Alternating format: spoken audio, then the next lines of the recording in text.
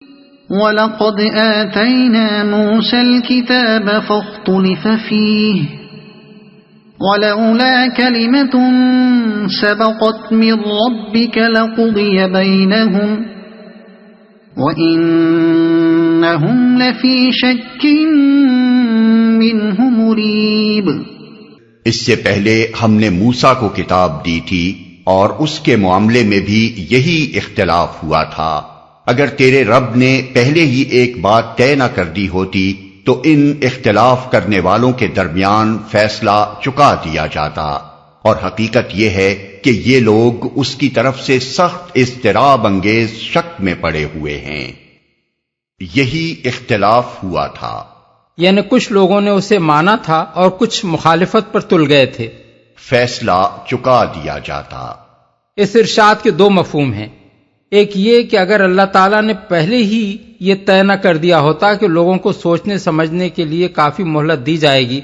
تو اس طرح کی مخالفت کرنے والوں کا خاتمہ کر دیا جاتا۔ دوسرا مفہوم یہ ہے کہ اگر اللہ نے پہلے ہی یہ طے نہ کر لیا ہوتا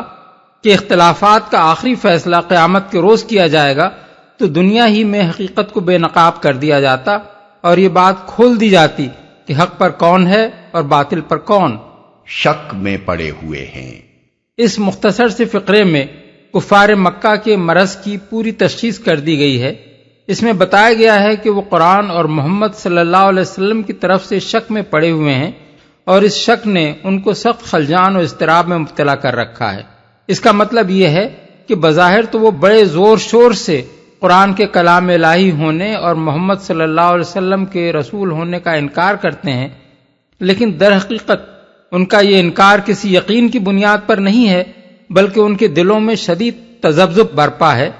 ایک طرف ان کے ذاتی مفاد، ان کے نفس کی خواہشات اور ان کے جاہلانہ تعصبات یہ تقاضا کرتے ہیں کہ قرآن اور محمد صلی اللہ علیہ وسلم کو جھٹلائیں اور پوری طاقت کے ساتھ ان کی مخالفت کریں۔ دوسری طرف ان کے دل اندر سے پکارتے ہیں کہ یہ قرآن فی الواقع ایک بے مثل کلام ہے جس کے مانند کوئی کلام کسی ادیب یا شاعر سے کبھی نہیں سنا گیا ہے۔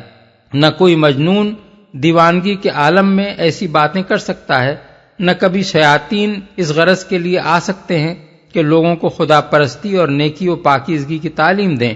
اسی طرح محمد صلی اللہ علیہ وسلم کو جب وہ جھوٹا کہتے ہیں تو ان کا دل اندر سے کہتا ہے کہ خدا کے بندو کچھ شرم کرو، کیا یہ شخص جھوٹا ہو سکتا ہے؟ جب وہ ان کو مجنون کہتے ہیں تو ان کا دل اندر سے پکارتا ہے کہ ظالموں، کیا واقعی تم اس شخص کو دیوانہ سمجھتے ہو؟ جب وہ ان پر یہ الزام رکھتے ہیں کہ محمد صلی اللہ علیہ وسلم یہ سب کچھ حق کی خاطر نہیں بلکہ اپنی بڑائی کے لیے کر رہے ہیں تو ان کا دل اندر سے ملامت کرتا ہے کہ لعنت ہے تم پر، اس نیک نفس انسان کو بندہ غرض کہتے ہو جسے کبھی تم نے دولت اور اقتدار اور نام و نمود کے لیے دوڑ دھوپ کرتے نہیں دیکھا ہے، جس کی ساری زندگی مفاد پرستی کے ہر شائبے سے پاک رہی ہے، جس نے ہمیشہ نیکی اور بھلائی کے لیے کام کیا ہے مگر کبھی اپنی کسی نفسانی غرض کے لیے کوئی بیجا کام نہیں کیا۔ من عمل صالحا فلنفسه ومن اساء فعليها وما ربك بظلام للعبید۔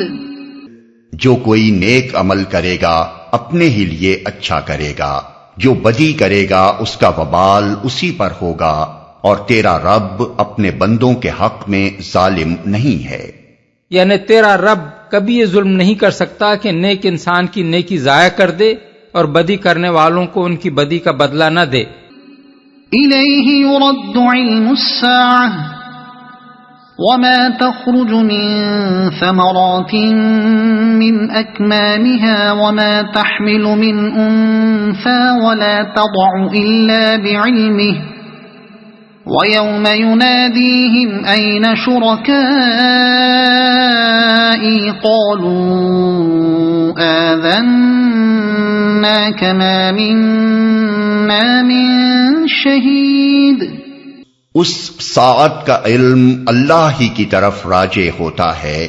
وہی ان سارے پھلوں کو جانتا ہے جو اپنے شگوفوں میں سے نکلتے ہیں، اسی کو معلوم ہے کہ کون سی مادہ حاملہ ہوئی ہے اور کس نے بچہ جنا ہے۔ پھر جس روز وہ ان لوگوں کو پکارے گا کہ کہاں ہیں میرے وہ شریک، یہ کہیں گے ہم عرض کر چکے ہیں آج ہم میں سے کوئی اس کی گواہی دینے والا نہیں ہے۔ ساعت کا علم، اس ساعت سے مراد قیامت ہے،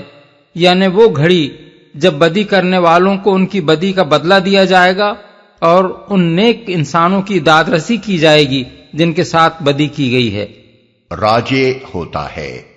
یعنی اللہ کے سوا کوئی نہیں جانتا کہ وہ گھڑی کب آئے گی۔ یہ جواب ہے کفار کے اس سوال کا کہ ہم پر بدی کا وبال پڑنے کی جو دھمکی دی جا رہی ہے وہ آخر کب پوری ہوگی؟ اللہ تعالیٰ نے ان کے سوال کو نقل کیے بغیر اس کا جواب دیا ہے۔ کس نے بچہ جنا ہے؟ اس ارشاد سے سامعین کو دو باتوں کا احساس دلایا گیا ہے۔ ایک یہ کہ صرف ایک قیامت ہی نہیں بلکہ تمام امور غیب کا علم اللہ ہی کے لیے مخصوص ہے، کوئی دوسرا عالم الغیب نہیں ہے۔ دوسرے یہ کہ جو خدا جزیات کا اتنا تفصیلی علم رکھتا ہے، اس کی نگاہ سے کسی شخص کے اعمال و افعال کا چوک جانا ممکن نہیں ہے، لہذا کسی کو بھی اس کی خدائی میں بے خوف ہو کر منمانی نہیں کرنی چاہیے۔ اسی دوسرے معنی کے لحاظ سے اس فقرے کا تعلق بعد کے فقروں سے جڑتا ہے۔ اس ارشاد کے مان بعد جو کچھ فرمایا گیا ہے اس پر غور کیجئے تو ترتیب کلام سے خود بخود یہ مضمون مترشح ہوتا نظر آئے گا کہ قیامت کے آنے کی تاریخ معلوم کرنے کی فکر میں کہاں پڑے ہو۔ فکر اس بات کی کرو کہ جب وہ آئے گی تو اپنی ان گمراہیوں کا تمہیں کیا خمیازہ بھگتنا پڑے گا۔ یہی بات ہے جو ایک موقع پر نبی صلی اللہ علیہ وسلم نے قیامت کی تاریخ پوچھنے والے ایک شخص سے فرمائی تھی۔ صحاح اور سنن اور مسانید میں حد تواتر کو پہنچی ہوئی روایت ہے کہ ایک مرتبہ حضور سفر میں کہیں تشریف لے جا رہے تھے، راستے میں ایک شخص نے دور سے پکارا، یا محمد۔ آپ نے فرمایا بولو کیا کہنا ہے؟ اس نے کہا قیامت کب آئے گی؟ آپ نے جواب دیا ویحک انہا کائنۃ لا محالۃ فما عادت لہا، بندہ خدا وہ تو بہرحال آنی ہی ہے، تو نے اس کے لیے کیا تیاری کی؟ گواہی دینے والا نہیں ہے، یعنی اب ہم پر حقیقت کھل چکی ہے اور ہمیں معلوم ہو چکا ہے کہ جو کچھ ہم سمجھے بیٹھے تھے وہ سراسر غلط تھا۔ اب ہمارے درمیان کوئی ایک شخص بھی اس بات کا قائل نہیں ہے کہ خدائی میں کوئی دوسرا بھی آپ کا شریک ہے۔ ہم عرض کر چکے ہیں کہ الفاظ اس پر دلالت کرتے ہیں کہ قیامت کے روز بار بار ہر مرحلے میں کفار سے کہا جائے گا کہ دنیا میں تم خدا کے رسولوں کا کہا ماننے سے انکار کرتے رہے، اب بولو حق پر وہ تھے یا تم؟ اور ہر موقع پر کفار اس بات کا اعتراف کرتے چلے جائیں گے کہ واقعی حق وہی تھا جو انہوں نے بتایا تھا، اور غلطی ہماری تھی کہ اس علم کو چھوڑ کر اپنی جہالتوں پر اصرار کرتے رہے۔ وضل عنهم ما كانوا يدعون من قبل وظنوا ما لهم من محيص، اس وقت وہ سارے معبود ان سے گم ہو جائیں گے جنہیں یہ اس سے پہلے پکارتے تھے، اور یہ لوگ سمجھ لیں گے کہ ان کے لیے اب کوئی جائے پناہ نہیں ہے۔ اس سے پہلے پکارتے تھے، یعنی مایوسی کے عالم میں یہ لوگ ہر طرف نظر دوڑائیں گے کہ عمر بھر جن کی سیوا کرتے رہے، شاید ان میں سے کوئی مدد کو آئے اور ہمیں خدا کے عذاب سے چھڑا لے، یا کم از کم ہماری سزا ہی کم کرا دے، مگر کسی طرف کوئی مددگار بھی ان کو نظر نہ آئے گا۔ لا يسأم الإنسان من دعاء الخير وإن مسه الشر فيئوس قنوط ولئن أذقناه رحمة منا من بعد ضراء مسته ليقولن هذا لي وما أظن الساعة قائمة ولئن رجعت إلى ربي إن لي عنده للحسنى فَلَنُنَبِّئَنَّ الَّذِينَ كَفَرُوا بِمَا عَمِلُوا وَلَنُذِيقَنَّهُم مِّنْ عَذَابٍ غَلِيظٍ۔ انسان کبھی بھلائی کی دعا مانگتے نہیں تھکتا، اور جب کوئی آفت اس پر آ جاتی ہے تو مایوس و دل شکستہ ہو جاتا ہے، مگر جوں ہی کہ سخت وقت گزر جانے کے بعد ہم اسے اپنی رحمت کا مزہ چکھاتے ہیں، یہ کہتا ہے میں اسی کا مستحق ہوں اور میں نہیں سمجھتا کہ قیامت کبھی آئے گی، لیکن اگر واقعی میں اپنے رب کی طرف پلٹایا گیا تو وہاں بھی مزے کروں گا۔ حالانکہ کفر کرنے والوں کو لازماً ہم بتا کر رہیں گے کہ وہ کیا کر کے آئے ہیں، اور انہیں ہم بڑے گندے عذاب کا مزہ چکھائیں گے۔ دعا مانگتے نہیں تھکتا۔ بھلائی سے مراد ہے خوشحالی، کشادہ رزق، تندرستی، بال بچوں کی خیر وغیرہ، اور انسان سے مراد یہاں نوع انسانی کا ہر فرد نہیں ہے، کیونکہ اس میں تو انبیاء اور صلحاء بھی آ جاتے ہیں جو اس صفت سے مبرہ ہیں جس کا ذکر آگے آ رہا ہے، بلکہ اس مقام پر وہ چھچورا اور کم ظرف انسان مراد ہے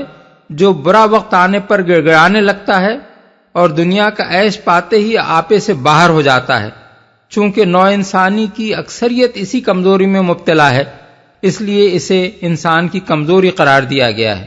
میں اسی کا مستحق ہوں، یعنی یہ سب کچھ مجھے اپنی اہلیت کی بنا پر ملا ہے اور میرا حق یہی ہے کہ میں یہ کچھ پاؤں۔ وَإِذَا أَنْعَمْنَا عَلَى الْإِنسَانِ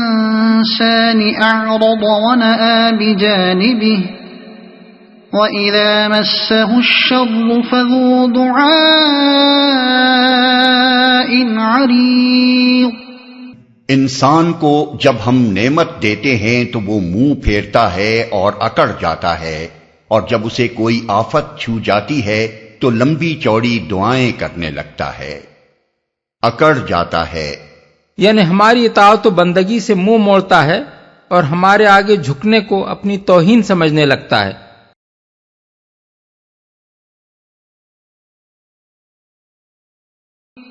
قُلْ أَرَأَيْتُمْ إِن كَانَ مِنْ عِندِ اللَّهِ ثُمَّ كَفَرْتُمْ بِهِ مَنْ أَضَلُّ مِمَّنْ هُوَ فِي شِقَاقٍ بَعِيدٍ۔ اے نبی، ان سے کہو، کبھی تم نے یہ بھی سوچا کہ اگر واقعی یہ قرآن خدا ہی کی طرف سے ہوا اور تم اس کا انکار کرتے رہے تو اس شخص سے بڑھ کر بھٹکا ہوا اور کون ہوگا جو اس کی مخالفت میں دور تک نکل گیا ہو؟ اس کا یہ مطلب نہیں ہے کہ محض اس خطرے کی بنا پر ایمان لے آؤ کہ اگر کہیں یہ قرآن خدا ہی کی طرف سے ہوا تو انکار کر کے ہماری شامت نہ آ جائے، بلکہ اس کا مطلب یہ ہے کہ جس طرح سرسری طور پر بے سوچے سمجھے تم انکار کر رہے ہو اور بات کو سننے اور سمجھنے کی کوشش کرنے کے بجائے کانوں میں انگلیاں ٹھونسے لیتے ہو اور خامخواہ کی ضد میں آ کر مخالفت پر تل گئے ہو، یہ کوئی دانشمندی کی بات نہیں ہے۔ تم یہ دعویٰ تو نہیں کر سکتے کہ تمہیں اس قرآن کے خدا کی طرف سے نہ ہونے کا علم ہو گیا ہے اور تم یقین کے ساتھ یہ جان چکے ہو کہ خدا نے اسے نہیں بھیجا ہے۔ ظاہر ہے کہ اسے کلام الہی ماننے سے تمہارا انکار علم کی بنا پر نہیں بلکہ گمان کی بنا پر ہے، جس کا صحیح ہونا اگر بعد نظر میں ممکن ہے تو غلط ہونا بھی ممکن ہے۔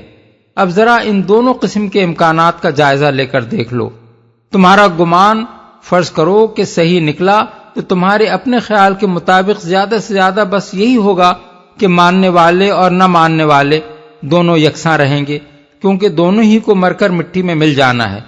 اور آگے کوئی زندگی نہیں ہے جس میں کفر و ایمان کے کچھ نتائج نکلنے والے ہوں۔ لیکن اگر فی الواقع یہ قرآن خدا ہی کی طرف سے ہوا اور وہ سب کچھ پیش آ گیا جس کی یہ خبر دے رہا ہے، پھر بتاؤ کہ اس کا انکار کر کے اور اس کی مخالفت میں اتنی دور جا کر تم کس انجام سے دوچار ہوگے؟ اس لیے تمہارا اپنا مفاد یہ تقاضا کرتا ہے کہ ضد اور ہٹ دھرمی چھوڑ کر سنجیدگی کے ساتھ اس قرآن پر غور کرو، اور غور کرنے کے بعد بھی تم ایمان نہ لانے ہی کا فیصلہ کرتے ہو تو نہ لاؤ، مگر مخالفت پر کمر بستہ ہو کر اس حد تک آگے تو نہ بڑھ جاؤ کہ جھوٹ اور مکر و تلبیس اور ظلم و ستم کے ہتھیار اس دعوت کا راستہ روکنے کے لیے استعمال کرنے لگو، اور خود ایمان نہ لانے پر اکتفا نہ کر کے دوسروں کو بھی ایمان لانے سے روکتے پھرو۔ سنريهم آياتنا في الآفاق وفي أنفسهم حتى يتبين لهم أنه الحق أولم يكف بربك أنه على كل شيء شهيد۔ ان قریب ہم ان کو اپنی نشانیاں آفاق میں بھی دکھائیں گے اور ان کے اپنے نفس میں بھی، یہاں تک کہ ان پر یہ بات کھل جائے گی کہ یہ قرآن واقعی برحق ہے۔ کیا یہ بات کافی نہیں ہے کہ تیرا رب ہر چیز کا شاہد ہے؟ یہ قرآن واقعی برحق ہے۔ اس آیت کے دو مفہوم ہیں اور دونوں ہی اکابر مفسرین نے بیان کیے ہیں۔ ایک مفہوم یہ ہے کہ عنقریب یہ اپنی آنکھوں سے دیکھ لیں گے کہ اس قرآن کی دعوت تمام گرد و پیش کے ممالک پر چھا گئی ہے اور یہ خود اس کے آگے سرنگوں ہیں۔ اس وقت انہیں پتہ چل جائے گا کہ جو کچھ آج ان سے کہا جا رہا ہے اور یہ مان کر نہیں دے رہے ہیں وہ سراسر حق تھا۔ بعض لوگوں نے اس مفہوم پر یہ اعتراض کیا ہے کہ محض کسی دعوت کا غالب آ جانا اور بڑے بڑے علاقے فتح کر لینا تو اس کے حق ہونے کی دلیل نہیں ہے۔ باطل دعوتیں بھی چھا جاتی ہیں اور ان کے پیرو بھی ملک پر ملک فتح کرتے چلے جاتے ہیں، لیکن یہ ایک سطحی اعتراض ہے جو پورے معاملے پر غور کیے بغیر کر دیا گیا ہے۔ نبی صلی اللہ علیہ وسلم اور خلفائے راشدین کے دور میں جو حیرت انگیز فتوحات اسلام کو نصیب ہوئیں وہ محض اس معنی میں اللہ کی نشانیاں نہ تھیں کہ اہل ایمان ملک پر ملک فتح کرتے چلے گئے، بلکہ اس معنی میں تھیں کہ یہ فتح ممالک دنیا کی دوسری فتوحات کی طرح نہیں تھی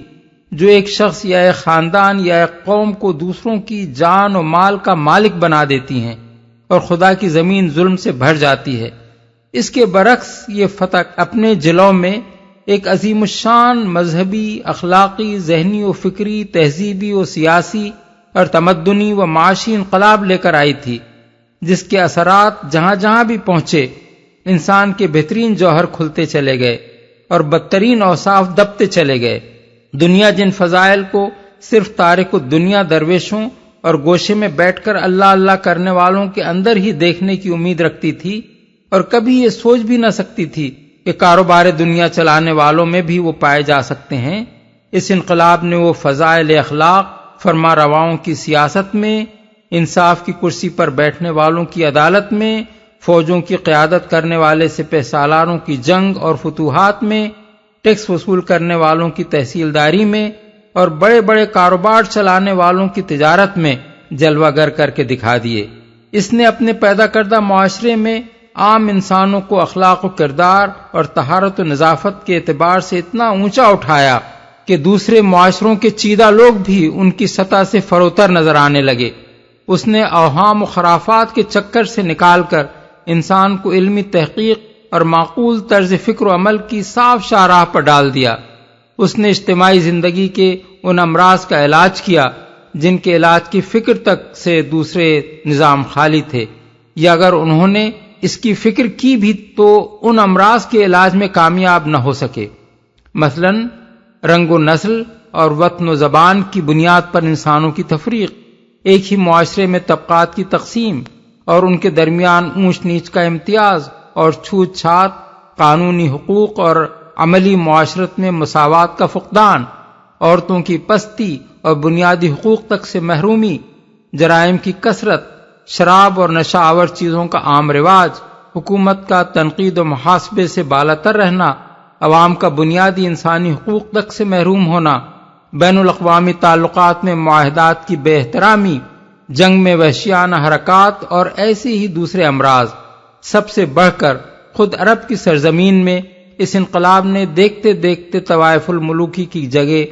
نظم، خونریزی و بدامنی کی جگہ امن، فسق و فجور کی جگہ تقوی و طہارت، ظلم و بے انصافی کی جگہ عدل، گندگی و ناشائستگی کی جگہ پاکیزگی اور تہذیب، جہالت کی جگہ علم اور نسل در نسل چلنے والی عداوتوں کی جگہ اخوت و محبت پیدا کر دی۔ اور جس قوم کے لوگ اپنے قبیلے کی سرداری سے بڑھ کر کسی چیز کا خواب تک نہ دیکھ سکتے تھے، انہیں دنیا کا امام بنا دیا۔ یہ تھیں وہ نشانیاں جو اسی نسل نے اپنی آنکھوں سے دیکھ لیں جسے مخاطب کر کے نبی صلی اللہ علیہ وسلم نے پہلی مرتبہ یہ آیت سنائی تھی، اور اس کے بعد سے آج تک اللہ تعالیٰ ان نشانیوں کو برابر دکھایا جا رہا ہے۔ مسلمانوں نے اپنے زوال کے دور میں بھی اخلاق کی جس بلندی کا مظاہرہ کیا ہے، اس کی گرد کو بھی وہ لوگ کبھی نہ پہنچ سکے جو تہذیب و شائستگی کے علمبردار بنے پھرتے ہیں۔ یورپ کی قوموں نے افریقہ، امریکہ، ایشیا اور خود یورپ میں مغلوب قوموں کے ساتھ جو ظالمانہ سلوک کیا ہے، مسلمانوں کی تاریخ کے کسی دور میں بھی اس کی کوئی نظیر نہیں پیش کی جا سکتی۔ یہ قرآن ہی کی برکت ہے جس نے مسلمانوں میں اتنی انسانیت پیدا کر دی ہے کہ وہ کبھی غلبہ پا کر اتنے ظالم نہ بن سکے جتنے غیر مسلم تاریخ کے ہر دور میں ظالم پائے گئے ہیں اور آج تک پائے جا رہے ہیں۔ کوئی آنکھیں رکھتا ہو تو خود دیکھ لے کہ اسپین میں جب مسلمان صدیوں حکمراں رہے، اس وقت عیسائیوں کے ساتھ ان کا کیا سلوک تھا، اور جب عیسائی وہاں غالب آئے تو انہوں نے مسلمانوں کے ساتھ کیا سلوک کیا۔ ہندوستان میں 800 برس کے طویل زمانہ حکومت میں مسلمانوں نے ہندوؤں کے ساتھ کیا برتاؤ کیا، اور اب ہندو غالب آ جانے کے بعد ان کے ساتھ کیا برتاؤ کر رہے ہیں۔ یہودیوں کے ساتھ پچھلے 1300 برس میں مسلمانوں کا رویہ کیا رہا، اور اب فلسطین میں مسلمانوں کے ساتھ ان کا کیا رویہ ہے۔ دوسرا مفہوم اس آیت کا یہ ہے کہ اللہ تعالیٰ آفاق ارض و سما میں بھی اور انسانوں کے اپنے وجود میں بھی لوگوں کو وہ نشانیاں دکھائے گا جن سے ان پر یہ بات کھل جائے گی کہ یہ قرآن جو تعلیم دے رہا ہے وہی برحق ہے۔ بعض لوگوں نے اس مفہوم پر یہ اعتراض کیا ہے کہ آفاق ارض و سما اور خود اپنے وجود کو تو لوگ اس وقت بھی دیکھ رہے تھے، پھر زمانہ مستقبل میں ان چیزوں کے اندر نشانیاں دکھانے کے کیا معنی؟ لیکن یہ اعتراض بھی ویسا ہی سطحی ہے جیسا اوپر کے مفہوم پر اعتراض سطحی تھا۔ آفاق ارض و سما تو بے شک وہی ہیں جنہیں انسان ہمیشہ سے دیکھتا رہا ہے، اور انسان کا اپنا وجود بھی اسی طرح کا ہے جیسا ہر زمانے میں دیکھا جاتا رہا ہے، مگر ان چیزوں کے اندر خدا کی نشانیاں اس قدر بے شمار ہیں کہ انسان کبھی ان کا احاطہ نہیں کر سکا ہے، نہ کبھی کر سکے گا۔ ہر دور میں انسان کے سامنے نئی نئی نشانیاں آتی چلی گئی ہیں اور قیامت تک آتی چلی جائیں گی۔ تیرا رب ہر چیز کا شاہد ہے۔ یعنی کیا لوگوں کو انجام بد سے ڈرانے کے لیے یہ بات کافی نہیں ہے کہ اس دعوت حق کو جھٹلانے اور زک پہنچانے کے لیے جو کچھ وہ کر رہے ہیں، اللہ ان کی ایک ایک حرکت کو دیکھ رہا ہے۔ ألا إنهم في مرية من لقاء ربهم ألا إنه بكل شيء محيط۔ آگاہ رہو، یہ لوگ اپنے رب کی ملاقات میں شک رکھتے ہیں، سن رکھو وہ ہر چیز پر محیط ہے۔ ملاقات میں شک رکھتے ہیں، یعنی ان کے اس رویے کی بنیادی وجہ یہ ہے کہ انہیں اس بات کا یقین نہیں ہے کہ کبھی ان کو اپنے رب کے سامنے جانا ہے اور اپنے اعمال کی جواب دہی کرنی ہے۔ ہر چیز پر محیط ہے، یعنی اس کی گرفت سے بچ کر یہ کہیں جا نہیں سکتے، اور اس کے ریکارڈ سے ان کی کوئی حرکت چھوٹ نہیں سکتی۔